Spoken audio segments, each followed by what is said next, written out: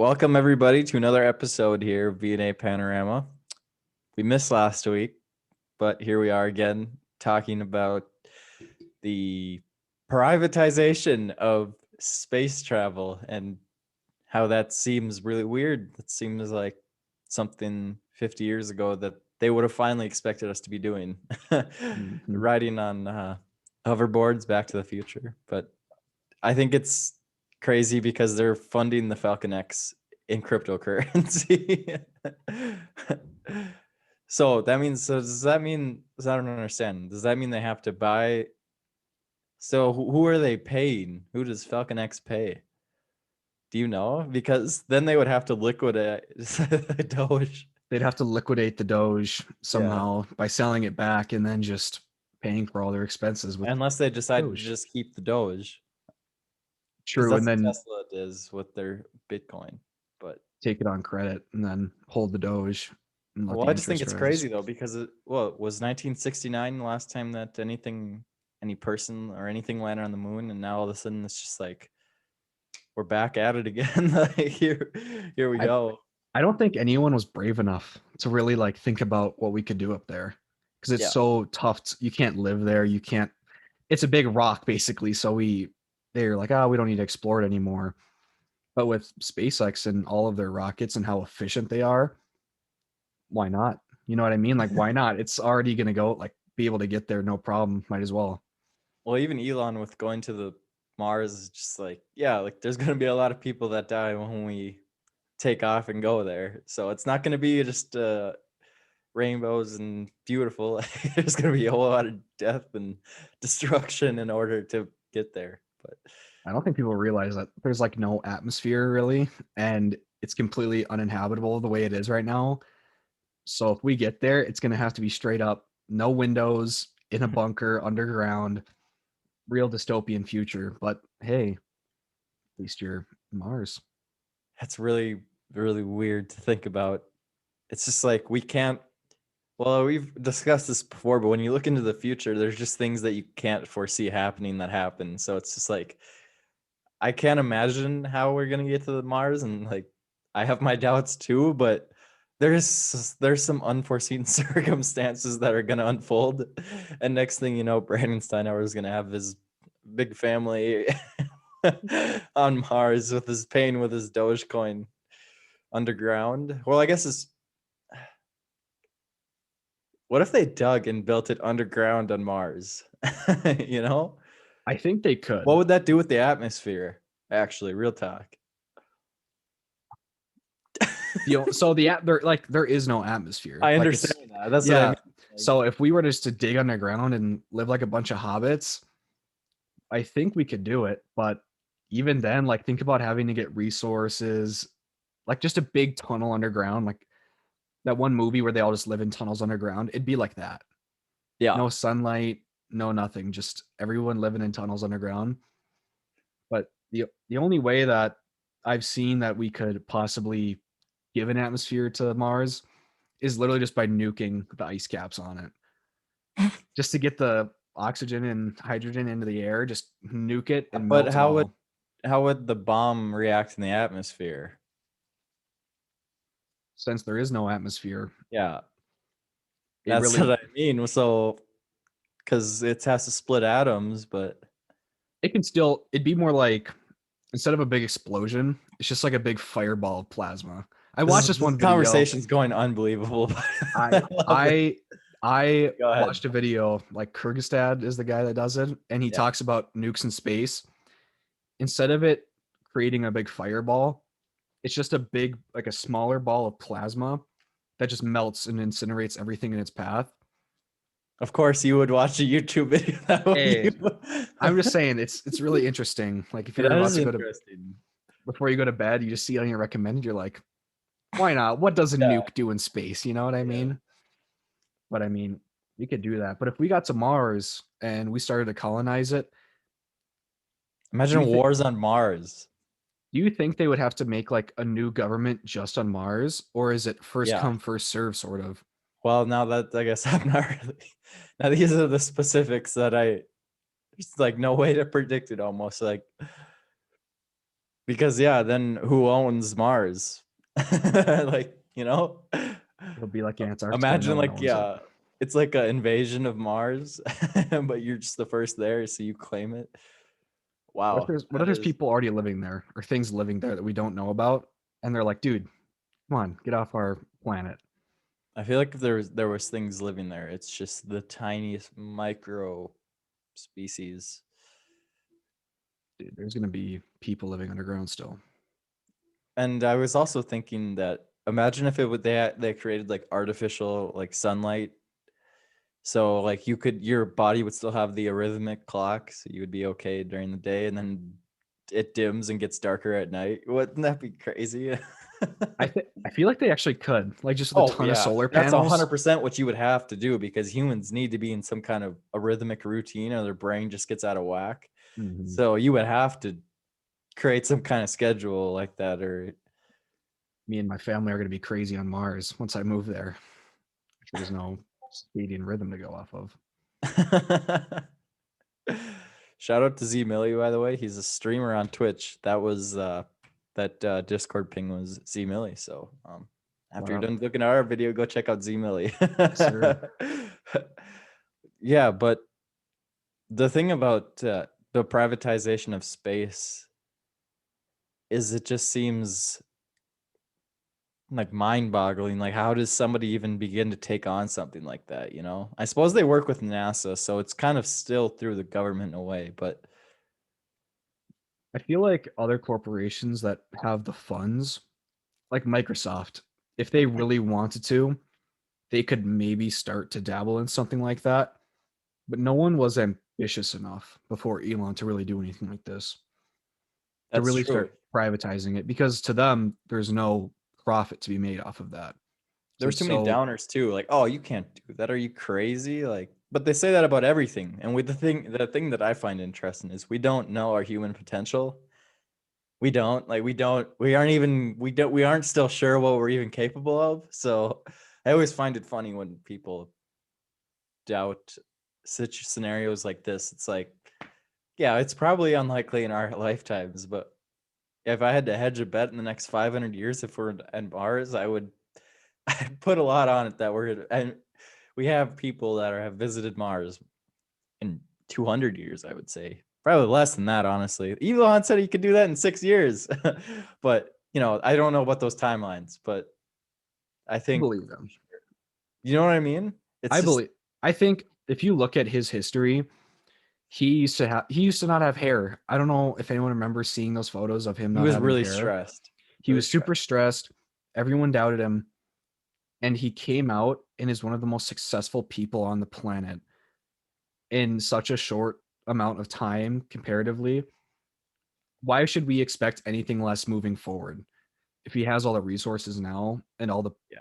potential, I wouldn't doubt that he could do amazing things. He couldn't create a brand new way to get off of the planet, like besides rockets. Do you know another thing that I actually didn't know on Sunday night or Saturday Night Live? Sunday Night Live, thinking of football. Saturday Night Live, he announced that he has like little Asperger's, and so I think that's really interesting because that starts to make sense when you see how he's just slightly socially awkward, but he's incredibly intellectual. Like it makes sense, and I also think it's really cool that he's utilizing his human skills and like literally being the most efficient person that there is right now out there. There's no boundaries on the man. I mean, he, There's no I, boundaries on, literally no no boundaries. boundary. Yeah, Not earthbound. exactly. He's going everywhere. To him, the doubt I think is what's kind of fueled him. Yeah. Like hearing that he's not going to be able to do a lot because of his Asperger's. He, I can't speak for Elon here, but I'm assume that he kind of took that with a grain of salt and was like, you know what, I'm going to prove everyone wrong. And he has put his mind on just being the smartest person in the room in terms of his future, his plan, and his goals for the planet, like ultimately with Yeah. renewable energy and space exploration. No one else is doing that type of stuff.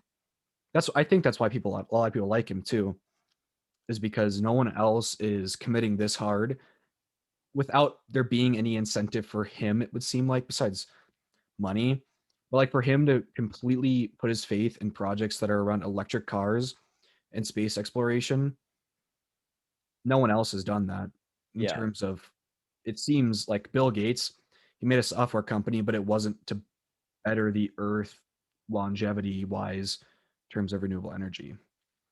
I'm gonna push back on your Elon. Well, the another thing about Asperger's is they aren't socially driven.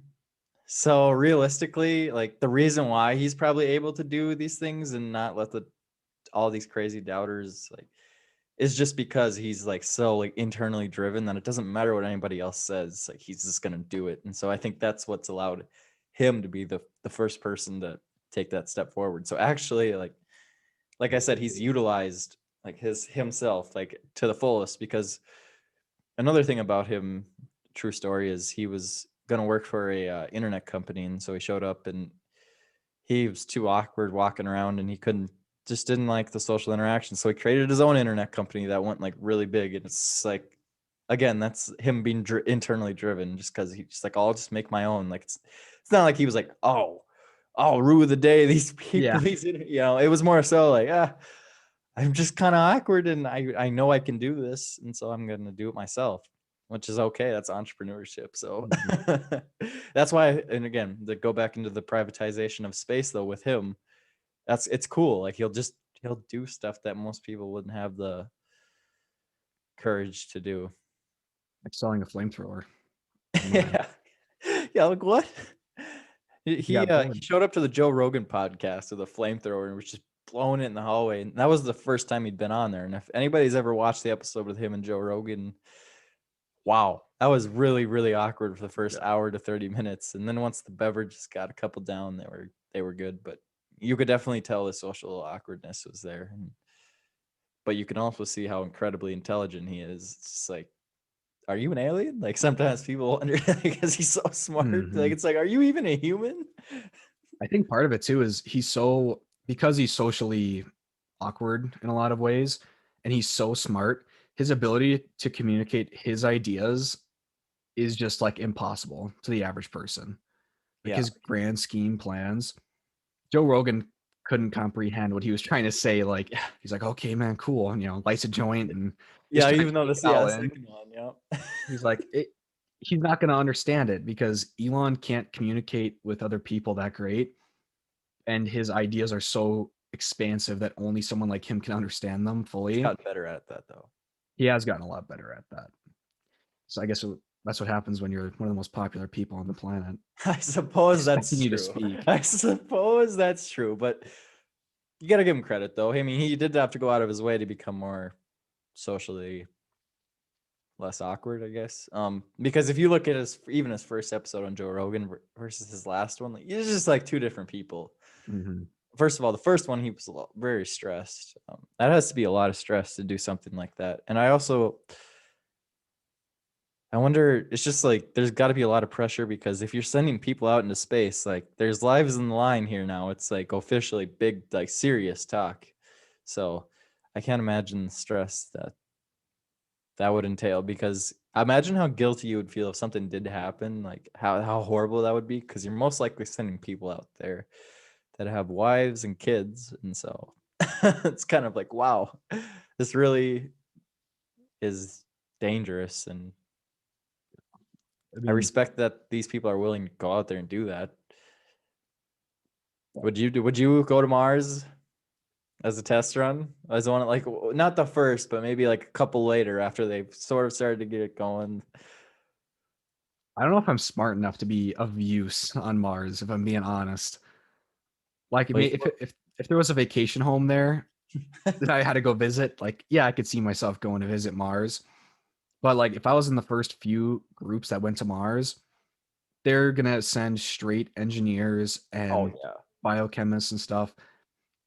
If they brought me along for the journey just to be there, I mean, why not? It's a once in a lifetime opportunity. yeah, once in a lifetime. Imagine though that you're trapped out in space and you know you're gonna die.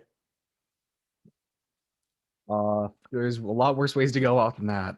I'll be honest, man. That's pretty intense. I don't know. That's really intense to die in space. It's it's pretty That's, quick. It's one that of the is more insanely intense, though. it's one of the most more memorable ways to go out, I should say. Yeah. I'd say Yes. passing in your sleep is probably a little bit less painful than getting sucked into space Yeah. I was. or choking on Mars, but no. I think with privatizing space as well, by Elon becoming a very likable figure has helped his cause so much too. Yeah. Because a lot of people were like, "Oh, privatizing space, this is kind of scary. This guy's going to just go do whatever he wants. He can go into space. Like, what is he going to do up there?" Didn't they create He's, Wi-Fi signals? Didn't he shoot that up too? yeah, he has satellites in space now. Or he said he was working on it. I don't remember if he said it was live, where you can always get phone access no matter where you're at on the planet, like 5G level. You know, That's vaccine, crazy. vaccine in the arm level, Wi-Fi, 5G everywhere. Yeah, that's crazy. And if he's more if since he's more popular, I should say now, a lot of people are more likely to be like, okay, this guy's going to do some good stuff and we should trust him a little bit more. And NASA's kind of starting to trust him more because just communicating his plans, I think they were probably skeptical at first, like, why do you want to go to space? Yeah. What's your end goal here? But he's just an ambitious person. And going forward, I wouldn't be surprised if China started soon, Or just Russia because, and or all of them Russia. start getting involved. Yeah. Wow. Well, this is quite the conversation today. Yes. Yes. But it's interesting and it's really important because it's like it really is the future. It's potentially people moving off the planet into another, and plus just going to the moon or just checking out space is cool in general. So I think one of them. Okay, so one of the underlooked aspects I think of space exploration in terms of privatizing is there's a lot of resources out in space, like a lot of gases we can get and a lot of other materials. I think that's a little bit overlooked because we could increase the longevity of Earth and kind of start to sustain it a little bit better if we were able to use, for good, I should say, privatized space travel, and you could bring stuff back to Earth that we need. mhm. Like, think about if there was an asteroid and it had certain materials on it, or different planets and their moons have different materials on them. Water supply could be increased, and a bunch of other stuff like that. I mean, in the next 100 years, I could see this step of space being privatized leading to a better quality of life on Earth. And then I think we'll see a lot more of colonization of other planets following that. Bold predictions by Brand Steinhauer, Yeah, wow, 2021. that's very bold, but it's all right because now that'll be caught in video forever. So when it happens, don't say you didn't warn you. 50 years from now, that Brandon guy was right. Yeah, you'll have to pull it up. But Yeah.